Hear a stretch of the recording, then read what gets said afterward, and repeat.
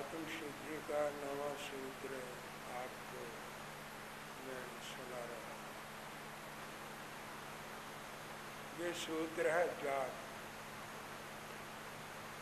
संस्कृत भाषा में जाप का विशुद्ध शब्द है जप। जप का अर्थ है किसी भी पढ़ते चले जाना, उसमें किसी प्रकार का व्यवधान न करना और किसी तरह का उसके अंदर विराम न लेना, इसको शास्त्रों ने जप कहा। जप के लिए किसी न किसी मंत्र का आश्रय लेना पड़ता है। मंत्र क्या है, इसे समझना बहुत जरूरी है। संस्कृत की मन धातु से ष्टन प्रत्यय लगने से मंत्र शब्द की व्युत्पत्ति हुई। मंत्र में ऐसे स्वरों, ऐसे व्यंजनों का संयोजन किया जाता है जिनके घर्षण से और जिनके पढ़ने से व्यक्ति की कामना, व्यक्ति का मनोरथ और व्यक्ति की भावना पूरी हो जाती। मंत्र शास्त्र को उठाकर पढ़ने से मालूम होता है मंत्र कई प्रकार के होते। कुछ मंत्र ऐसे हैं जो अच्छे नहीं। आप कहेंगे मंत्र भी ऐसे होते। मंत्र शास्त्र का अध्ययन करने से पता लगता है कि कुछ ऐसे मंत्र हैं जो दुष्ट आशा से दूसरों को कष्ट और दुख पहुंचाने के लिए वे मंत्र पढ़े जाते। ऐसे मंत्र स्तंभन, उच्चाटन, वशीकरण नाम से कहे गए। और कुछ मंत्र शांतिक और पौष्टिक मंत्र, वे मंत्र आध्यात्मिक हैं, धार्मिक हैं। उन मंत्रों के पीछे व्यक्ति का आशय, उसकी दृष्टि, उसकी भावना बड़ी पवित्र और शुद्ध रहती। उन मंत्रों की आराधना और साधना वो आत्म शांति और आत्म शुद्धि करने के लिए करता है और दूसरों को सुख पहुंचाने के लिए उस मंत्र के पीछे उस आराधक और साधक का उद्देश्य होता है। मंत्रों में सनातन धर्म में गायत्री मंत्र जगत प्रसिद्ध है और ये उनका सबसे बड़ा मंत्र माना जाता है। बौद्ध धर्म के अंदर त्रिशरण नाम का मंत्र, जैन धर्म में मंत्र है नमकार मंत्र। इस मंत्र के 4 नाम हैं। नमकार मंत्र, नमस्कार मंत्र और परमेष्टि मंत्र और महामंत्र। नमकार मंत्र इसको इसलिए कहते हैं कि इसमें 9 पद हैं। 5 पद तो पहले हैं जिसके साथ नमो शब्द जोड़ा हुआ, आगे 4 पद और हैं।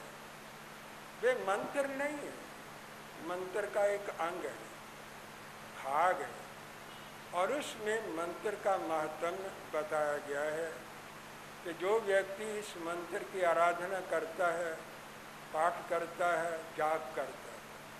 समझ लीजिए पाठ और जप के अंदर मौलिक अंतर है। पाठ के अंदर विराम है, विश्राम भी लिया जाता है, लेकिन जप के अंदर विराम नहीं है, ये निरंतर कंटिन्यूसली पढ़ा जाता है। क्या होता है, ये एक विज्ञान है, मंत्र विज्ञान है। जिस वक़्त आप मंत्र पढ़ते हैं तो आपकी भावनाएं यकसू हो जाती, एकाग्र हो जाती और इस प्रकार की स्वर लहरियाँ आकाश मंडल में जाती हैं। आपका जो उद्देश्य है, जो आपका प्रयोजन है, उसको सिद्ध करने के लिए आपकी भावनाएं आकाश मंडल के अंदर एक केंद्र स्थापित कर देती, एक वर्तुल बना देती है। और वो वर्तुल बड़ा शक्तिशाली होता है, बड़ा प्रभावशाली होता है। आपके मन के अंदर जिस प्रकार का उद्देश्य रहता है, उस उद्देश्य को आपकी जो ऊर्जा शक्ति है, जो मानसिक शक्ति है, वो उस उद्देश्य को पूरा कर देती है। ये मंत्र की ताकत है, शक्ति है। तो ये नमकार मंत्र आत्म शांति और आत्म शुद्धि का मंत्र। इसके 4 नाम। नमकार मंत्र इसलिए 9 पद है, 5 पद तो पंच परमेष्टि के हैं, और 4 पद जो है वो इसका महात्म्य है। इसका फल बताया गया है कि इस मंत्र को पढ़ने वाले को फल क्या मिलता है। नमस्कार मंत्र इसलिए हर पद के साथ नमो शब्द जुड़ा। नमो नमस्कार को कहते, नमस्ते को कहते, जिसको आर्य समाज में नमस्ते कहा गया है, हम उसको नमो शब्द से व्यवहित करते हैं। नमो का मतलब मैं नमन करता हूँ, नमस्कार करता हूँ, तो इसलिए इसे नमस्कार मंत्र कहते हैं। पंच परमेष्टि मंत्र इसलिए है, इसके अंदर 5 इष्ट पद है, साधु पद, उपाध्याय पद, आचार्य पद और सिद्ध पद और अरिहंत पद। ये 5 परम उच्च पद है, जो इष्ट पद है, प्रिय पद है और परम पद पर जो आसीन है। ये इसलिए परमेष्टि मंत्र कहा जाता है। महामंत्र क्यों है, यही समझने वाली बात। ये मंत्र आपका है, आप कहे हमारा मंत्र, ऐसा मत कहो। आप हमारा कहकर, मेरा कहकर उसे कॉन्फाइन करते, सीमित करते। आप बड़ी भावुकता में, सरलता में बोलते रहते हैं, महावीर हमारे थे, महावीर हमारे थे। हालांकि महावीर के सिद्धांतों पर चलते नहीं, महावीर के मार्ग का अनुसरण नहीं करते। हमारे जीवन में न अहिंसा उनकी आई है, न सत्य आया, न अपरिग्रह व्रत आया। कोई व्रत जीवन के अंदर लोगों के उतरा नहीं है, लेकिन महावीर हमारे थे। भाई ये कह करके बड़े गर्व का और बड़े अभिमान का प्रदर्शन करते हैं, लेकिन वो ये कभी नहीं सोचते कि भगवान महावीर ने कभी ये नहीं कहा कि मैं जैनों का।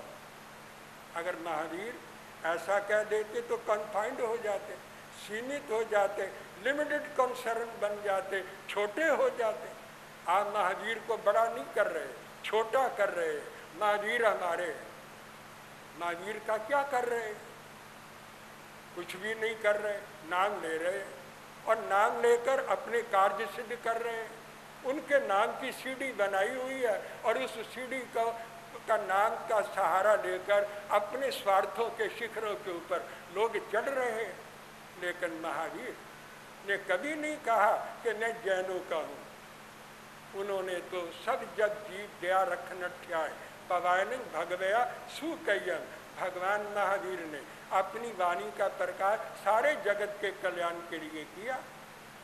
अगर हम ये कहें कि वो सारी दुनिया के थे, सारे जगत के थे, तो जगत के लोग महावीर की वाणी सुनेंगे, महावीर की आवाज़ सुनेंगे, महावीर की वॉइस को सुनेंगे और सुन करके उसका आचरण करेंगे, लाभ ज़्यादा होगा।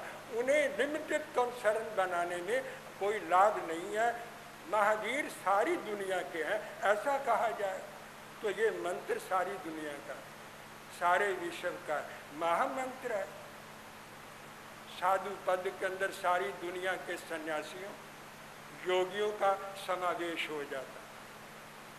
और उपाध्याय पद में जितने स्पिरिचुअल टीचर हैं, उपाध्याय के लौकिक टीचर नहीं, कोई प्रोफेसर नहीं, कोई लेक्चरर नहीं होता, पर जो उपाध्याय होता है वो तो आगमों का, शास्त्रों का ज्ञाता होता है। अपने भी शास्त्रों को जानता है, पढ़ सकता है, पढ़ा सकता है, वो आपको कर सकता है, शंकाओं का समाधान कर सकता है, सब प्रमाण उसको उपाध्याय कहते। और आचार्य का काम है संघ की व्यवस्था को चलाना। आचार्य के लिए शास्त्रों का ज्ञाता हो तो ये प्लस पॉइंट है। अगर वो शास्त्रों का ज्ञाता नहीं भी है, उसके पीछे जमात है, उसके पीछे संघ का बल है, उसके पीछे एक संघ को चलाने की शक्ति है, तो उसे आचार्य पद पर नियुक्त किया जाता है। और इस आचार्य पद में सारे दुनिया के आचार्य जा जाते हैं, केवल जैन धर्म के आचार्यों का उल्लेख नहीं है, सारे आचार्यों का उल्लेख है। और सिद्ध पद क्या है? ये ईश्वर को डोनेट करता है, ये ईश्वर को बताता है। ईश्वर परमात्मा निराकार निरंजन स्वरूप जो शक्ति है, गॉड है, ऑल माइटी फोर्स है इस जगत में, वो सिद्ध है। सिद्ध ईश्वर का छोटा नाम, जो परम पद को प्राप्त हो गए हैं। तो ईश्वर का समावेश, परमात्मा का समावेश सिद्ध पद में हो जाता। और जितने अवतार हुए हैं इस धरती पर किसी रूप में, राम के रूप में, कृष्ण के रूप में, या महावीर के रूप में, बुद्ध के रूप में, जितने अवतार इस दुनिया में आए हैं वो सब अरिहंत पद के अंदर आ जाते हैं, उनका समावेश अरिहंत पद में हो जाता है। इसलिए ये कोई जैनों का मंत्र रह जाता, ये तो महामंत्र है, बड़ा विशाल है, बड़ा महान है। और कोई भी व्यक्ति दुनिया का इस मंत्र का पाठ करके, जाप करके, जप करके आत्मा में शांति प्राप्त कर सकता है, शुद्धि कर सकता है, मुक्ति प्राप्त कर सकता है। तो ये मंत्र शांति मंत्र है, ये मंत्र कल्याण मंत्र है, ये मंत्र मोक्ष मंत्र है। और शांति किसको नहीं चाहिए? सारी दुनिया को शांति चाहिए, सारी दुनिया कल्याण करना चाहती है, सारी दुनिया ईश्वर का दर्शन करना चाहती है। और ये मंत्र दर्शन कराने में समर्थ है। लेकर एक बात बता देना चाहता हूँ, जब भावना, श्रद्धा, आस्था पूर्वक किया जाए तो मंत्र में शक्ति आती है। स्वरों में, व्यंजनों में, अक्षरों में क्या शक्ति है? शक्ति तो हम डालते हैं श्रद्धा के द्वारा, आस्था के द्वारा, विश्वास और यकीन के द्वारा। हम स्वरों में, व्यंजनों में, मंत्रों में शक्ति हम डालते हैं। और जब श्रद्धा पूर्वक कोई मंत्र पढ़ा जाता है वो शक्तिशाली हो जाता है। तो अगर मंत्र की कोई प्राण शक्ति है तो वो श्रद्धा है, वो आस्था है, वो आपका विश्वास है। और विश्वास पूर्वक मंत्र पढ़ने से मंत्र सार्थक होता है और आपके लक्ष्य की पूर्ति करता है। अब जप कितनी प्रकार का होता है, प्रसंगवश आपको समझा देना चाहता हूँ। एक जप वाचनिक है, एक जप उपांशु होता है, एक जप मानसिक होता है। वाचनिक जप में आवाज आती, आप ऊंचा ऊंचा पढ़ते, जोर से पढ़ते, आपकी आवाज को आसपास के लोग भी सुनते, लोगों को पता लगे आप पाठ कर रहे हैं, आप जप कर रहे हैं, आपकी आवाज दूसरों को सुनाई देती है। ये जप वाचनिक जप, इसको भी भगवान ने अच्छा कहा, लेकिन इसमें यकसुई कम होती, कंसंट्रेशन कम होती, एकाग्रता कम होती है, आवाज लगाने में जोर लग जाता है, उधर ही ध्यान रहता है। लेकिन जरूरी नहीं जो बोल रहा हो उसका मन भी एकाग्र हो, वो दत्तचित्त भी हो, मन कंसंट्रेटेड हो, ये कोई जरूरी नहीं है। एक और जप है जिसको उपांशु जप कहते, उसकी आवाज नहीं आती लेकिन होंठ हिलते रहते। व्यक्ति जप करता है, होंठ हिलते रहते, चाहे मुख भस्त्रिका लगी रहे फिर भी मुख भस्त्रिका भी बता देती है कि आपके होंठ हिल रहे हैं। और ये उपांशु जप, ये मध्यम कोटि का जप है। आवाज कम है लेकिन मन की कंसंट्रेशन भी कम होती है। एक मानसिक जप, आप मानसिक जप उसको कहते हैं जिसमें व्यक्ति खामोश बैठा, मौन बैठा, चुप बैठा। चुप रहना कोई मानसिक जप करना नहीं है, खामोश रहना कोई मानसिक जप करना नहीं है। कभी कभी खामोश रहने वाला व्यक्ति का मन इधर उधर ज़्यादा घूमता है। अगर आवाज़ से पढ़े तो कम से कम शब्द और सुरती का मेल तो हो ही जाता है, शब्द के अंदर मन तो लग ही जाता है। कभी कभी उसको ज़्यादा लाभ पहुंच जाता है, लेकिन मानसिक जप का स्वरूप आप जानते नहीं, कम जानते। मैं ये नहीं कहता कि आप नहीं जानते और आप में से कोई नहीं जानता, मैं ये नहीं कह सकता, कोई कोई जान सकता है। मन क्यों नहीं टिकता? माला तो कर में फिरे, जीव फिरे मुखमय, मनवा तो चौओर फिरे, ये तो सिमरन नहीं। माला तो हाथ में फिर रही है, जबान मुंह के अंदर फिर रही है और मन चारों दिशाओं में घूम रहा है, फिर रहा है। इसको तो कोई सिमरन, जप, जाप या साधना नहीं कहा जा सकता। साधना किसकी है? शरीर की थोड़ा है, साधना तो मन की है। और मन जब तक एकाग्र नहीं होता क्या साधना? न शक्ति मिलेगी, न शांति मिलेगी, न सिद्धि मिलेगी, न रिद्धि ही मिलेगी, न मोक्ष मिलेगा, न कल्याण होगा। हाँ, व्यवहार का पालन जरूर हो जाएगा, एक निर्वाह हो जाएगा व्यवहार का। तो मैं ये कह रहा हूँ, एक मानसिक जप, मानसिक जप क्या समझ लीजिए। अगर वो जप आ जाए तो एकाग्रता आ जाती। मन के द्वारा पदों को पढ़ना। आप 5 पद पढ़ते हैं, मन के द्वारा पढ़े। जब मन 5 पदों का उच्चारण करेगा, उच्चारण नहीं करना, चिंतन करना, मनन करना। उच्चारण तो जबान करती है, लेकिन चिंतन और मनन मन करता है। मन जब उसका मनन करेगा और 5 पदों को मन के द्वारा जब पढ़ा जाएगा, मन कहाँ जाएगा? मन कहीं जा ही नहीं सकता। वो तो 5 पदों के अंदर एकाग्र हो गया है। अवरोहन आरोहण हो रहा है। कभी अरिहंत पद से साधु पद पर आ जाता है, कभी साधु पद से अरिहंत पद के ऊपर चला जाता है। आरोहण हो रहा है, लेकिन एकाग्रता यहाँ भी नहीं आती। कैसे आएगी? ये एकाग्रता आ ही नहीं सकती। एकाग्रता एक सेंटर में होती है, एक केंद्र में होती है। आपने पहले अरिहंत पद पढ़ा, फिर सिद्ध पद पर आ गए, फिर आचार्य पद पर आ गए, फिर उपाध्याय पद पर आ गए, फिर साधु पद पर आ गए। आपका मन ऊपर से नीचे आ रहा है, एकाग्रता तो हो ही नहीं रही। लेकिन एक पद के ऊपर तो एकाग्रता हो सकती है। अगर एक पद पर आपकी एकाग्रता हो जाए, दूसरे पद पर भी हो जाएगी, तीसरे पद पर भी चित्त को आप एकाग्र कर लेंगे। तो एकाग्रता जब 5 पदों में क्रमशः बनी रहेगी तो मन को एकाग्र होने का अभ्यास हो जाएगा, लेकिन योग नहीं होगा। जप के अंदर योग नहीं होता। हाँ, एक अक्षर के ऊपर अगर जप किया जाए तो योग होता है, लेकिन 5 पदों के ऊपर जप किया जाए तो योग नहीं हो सकता। योग एक के अंदर में होता है, लेकिन यहाँ तो 5 पद है, आरोहण अवरोहण है, लेकिन एक एक पद के ऊपर एकाग्रता हो सकती है। तो मैंने आपको बताने का प्रयत्न किया, जब आप जप करते ही हैं, जाप करते ही हैं, तो फिर मानसिक जप करें। वाचनिक जप का लाभ है, उससे ज़्यादा उपांशु जप का है, और मानसिक जप का सर्वाधिक लाभ है। जो ये जप कर सकता है उसे शांति मिल सकती है, उसका कल्याण हो सकता है, और वे मोक्ष को, मुक्ति को भी प्राप्त कर सकता है।